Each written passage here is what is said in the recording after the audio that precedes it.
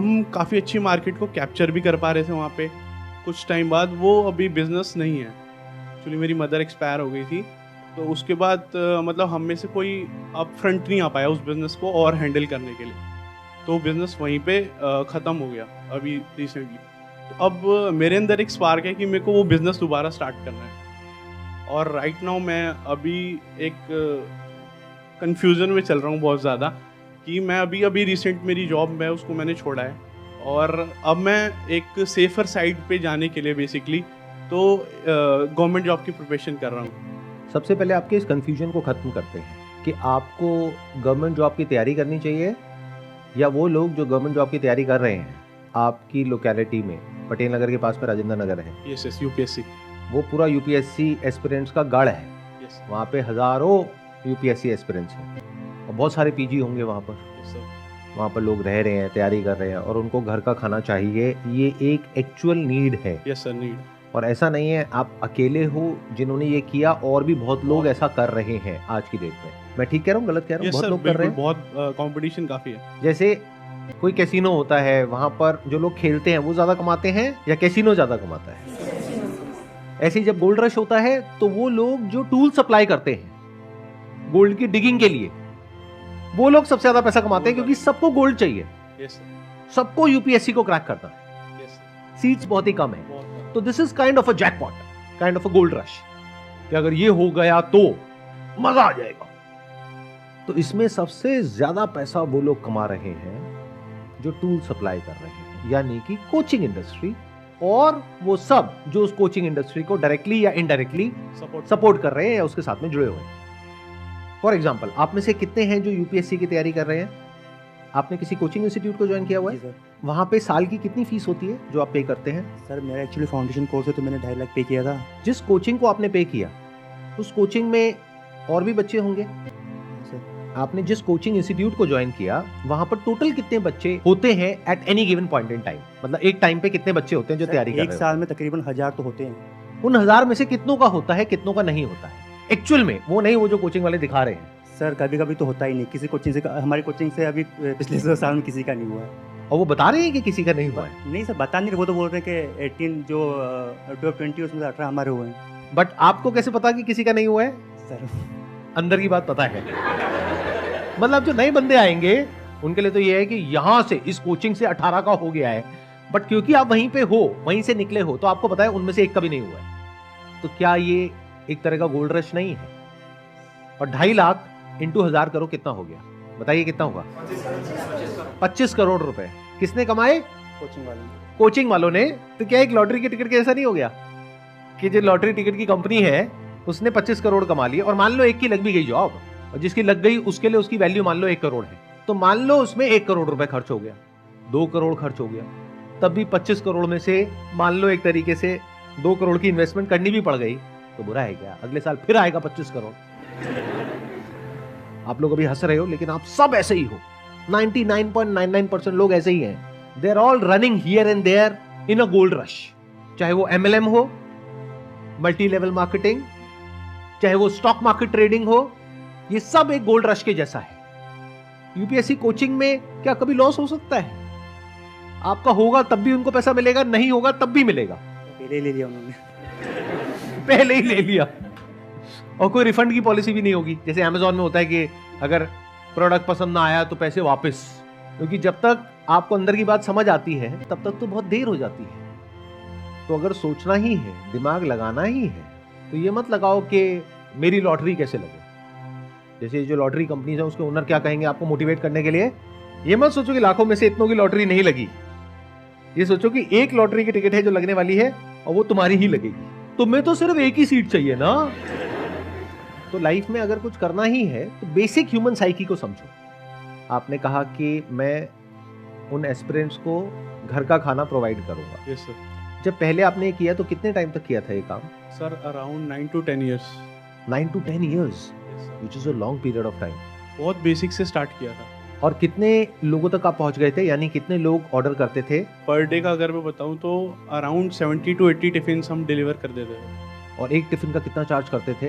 Around 50, आज से 8-9 साल पहले। आज की रेट में क्या रेट होगा घर के खाने का जो आता है एक मील का? 80-90। 80 इंटू आप बता रहे हैं कि एक दिन का 70, 80 इंटू 70 अगर हम करते हैं तो 5600 हो गया। तो अगर इसको हम टोटल करते हैं तो महीने का 1,70,000 रुपये हो गया नियर अबाउट। 1,70,000 रुपये में से आपकी कॉस्ट भी होगी, yes sir. Cost of making, cost of ingredients, cost of delivery. जब इन सारी चीज़ों को हम कैलकुलेट करते हैं तो कॉस्ट आएगी मिनिमम से मिनिमम भी नहीं तो लाख रुपए।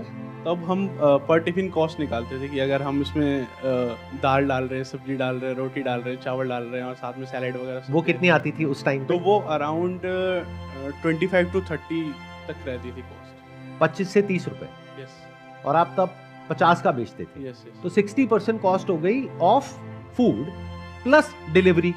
Yes.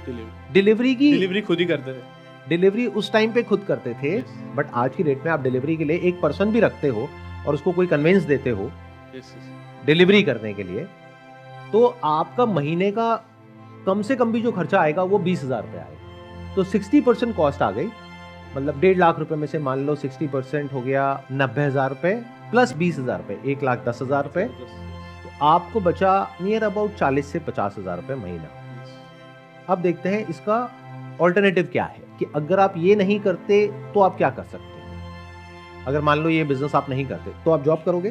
Yes sir, right now मतलब एक्सपेंसेस चलाने के लिए जॉब तो सब करने में। पहले वाली जॉब आपने छोड़ी थी, वो कितने पे छोड़ी थी? 45-50,000 आप आज की डेट में अर्न कर सकते हो जॉब करके, और बिजनेस करके भी अर्न करोगे 40 से 50,000 रुपए। प्लस आज की डेट में इसमें कंपटीशन बहुत ज़्यादा है, प्लस इन्फ्लेशन की वजह से कॉस्ट बहुत ज़्यादा बढ़ चुकी है। जब आप कैलकुलेट करोगे पिछले 8-10 साल में, चाहे वो कॉस्ट ऑफ इंग्रेडिएंट्स हो, चाहे वो कॉस्ट ऑफ डिलीवरी हो, उस हिसाब से प्राइस नहीं बढ़ा है। यानी कि 50 का सिर्फ 80 हुआ है पिछले 8-10 साल में, लेकिन कॉस्ट हो सकता है आपकी डबल या ट्रिपल हो चुकी है अगर आप कैलकुलेट करोगे तो ये बिजनेस मॉडल ऑनेस्टली स्पीकिंग मुझे इतना वाइबल नहीं लग रहा है, क्योंकि उस टाइम पे your mother was passionate about this whole thing, जिन्होंने ये सब शुरू किया था, और आई एम अज्यूमिंग कि उनका कुकिंग में बहुत इंटरेस्ट था। बहुत ज़्यादा।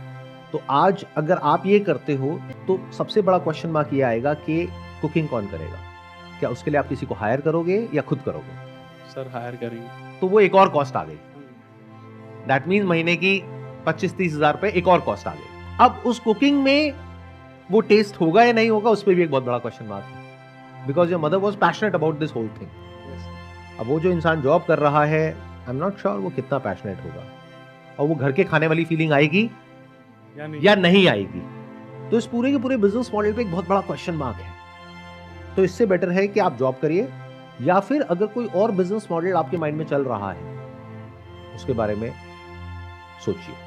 सर मतलब इसके पीछे एक इमोशन जुड़ा हुआ है, इसलिए मेरे को यही सोचता है कि मतलब वो एक काम छूट गया था वहाँ पे, अब उसको आगे लेके जाना है। Never do a business based upon emotions. मेरी इस बात को गांठ बांध लो, बिजनेस में इमोशंस की कोई जगह नहीं है। उसके पीछे वजह क्या है? Business is simple give and take. आप कोई प्रोडक्ट या सर्विस किसी को दे रहे हैं, उसके बदले में वो आपको पैसा दे रहा है। उसको इससे कोई फर्क नहीं पड़ता है कि उसके पीछे की कहानी क्या है। उसको इससे मतलब है कि उसको क्या वैल्यू मिल रही है in comparison to others in the market. You need to be very smart in terms of understanding the whole business model, जितनी भी कॉस्ट उसमें इन्वॉल्व है, जो मार्जिन है, जो एफर्ट है, रिटर्न है, और सिर्फ इतना ही नहीं, अपॉर्चुनिटी कॉस्ट, कंपटीशन, इस सब का इमोशन से कोई कनेक्शन नहीं।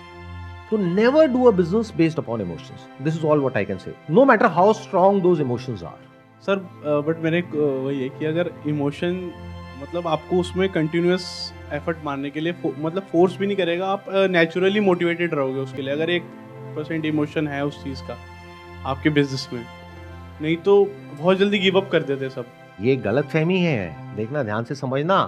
आप लोगों को ये लगता है कि बिजनेस करने के लिए मोटिवेशन चाहिए और मोटिवेशन के लिए इमोशंस चाहिए, जबकि ऐसा एक्चुअल लाइफ में नहीं होता है। Business is like the game of chess. Chess में अगर आप बहुत ज्यादा इमोशनल होकर के खेलोगे तो आपके जीतने के चांसेस है, या फिर बिल्कुल कूल एंड काम माइंड से खेलोगे तो जीतने के ज्यादा चांसेस है। कूल एंड काम माइंड से एक गलत मूव और खेल खत्म, ऐसा होता है गेम ऑफ चेस। मतलब ध्यान एक सेकंड के लिए भी वहां से आप हटा नहीं सकते। Your mind has to be absolutely focused on the game of business. उसके लिए एक ऐसा माइंड नहीं चाहिए जो बहुत इमोशनल हो, क्योंकि इमोशंस के साथ में क्या आ जाता है, एक्साइटमेंट या डिसअपॉइंटमेंट, उसका ऑपोजिट।